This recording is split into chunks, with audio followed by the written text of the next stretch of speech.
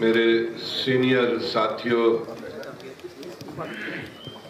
भाइयों बहनों, मैं सबसे पहले तो माजरत चाहूँगा कि गालिबन मुसद्दिक साहब से गलती हो गई है। उन्हें मुझे पहले बुलाना था। हुसैन नकी साहब हमारे NSF के बहुत सीनियर लीडर रहे हैं, हमने उनसे सियासत सीखी है NSF की, तो ये सीनियरिटी का जरा ख्याल नहीं। हुसैन नकी साहब, किसी ने यहाँ पे कहा कि महराज साहब एक तहरीक का नाम है, एक अहद का नाम है। मैं समझता हूँ मेरे लिए महराज भाई एक स्कूल का नाम है। मेरे लिए, मैंने उनसे बहुत कुछ सीखा।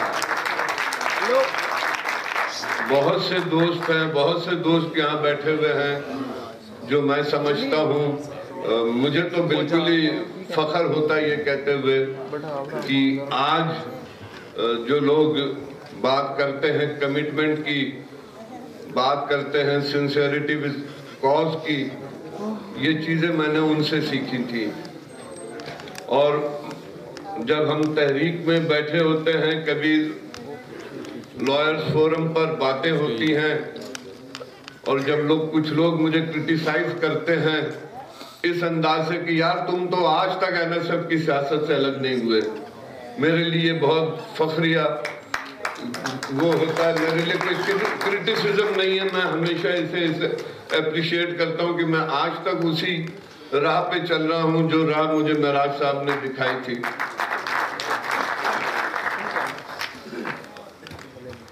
NSF का जमाना था, यूनिवर्सिटी में हम लोग थे, मुझे अच्छी तरह याद है।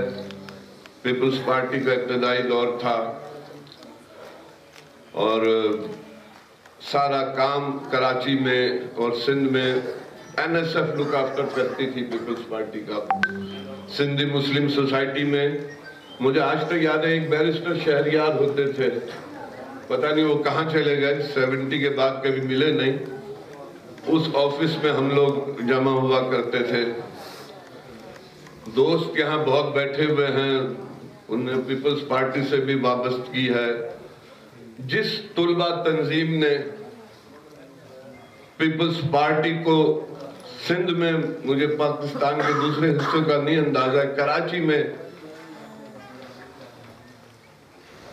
बनाया, ऑर्गेनाइज किया, सबसे पहले पीपल्स पार्टी ने आके उसी का किला कमा किया, पीपल्स स्टूडेंट्स फेडरेशन बना के, बनिस्बत इसके कि NSF को वो जिला बख्शते, NSF को ऑर्गेनाइज करते।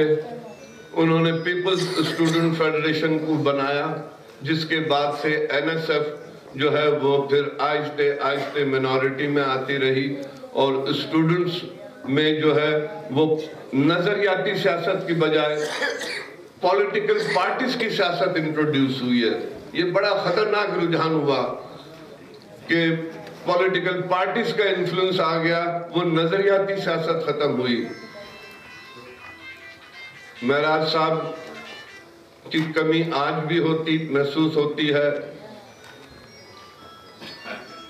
चाहे ज़ियाउल हक के दौर के ज़माने की तहरीक हो, अयूब खान के ज़माने की तहरीक हो, हमेशा से उनकी कमी महसूस रहेगी। आज भी मैं एक जगह कह रहा था कि जी कोई यहाँ आवाज उठाने वाला इस शहर में नहीं है।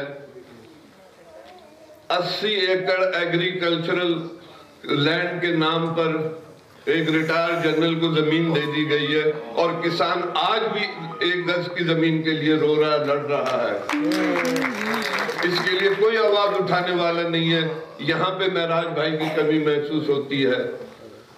आप जहां जहां भी जाएंगे, जिस आप एस्पेक्ट को देखेंगे लाइफ के, जिस वॉक ऑफ लाइफ में देखेंगे, आपको महसूस होगी कमी। मैं जहां लोग ये कहते हैं कि महराज साहब तहरीक का नाम है, मैं कहता हूं महराज साहब आज की जरूरत का नाम है। आज हमें उस सियासत की जरूरत है, पहले से कहीं ज्यादा शिद्दत से उस सियासत की जरूरत हमें महसूस होती है जिसका नाम महराज मोहम्मद खान था। लेकिन आज इतना बड़ा मजमा देख के महसूस होता है कि अगर हम चाहते हैं कि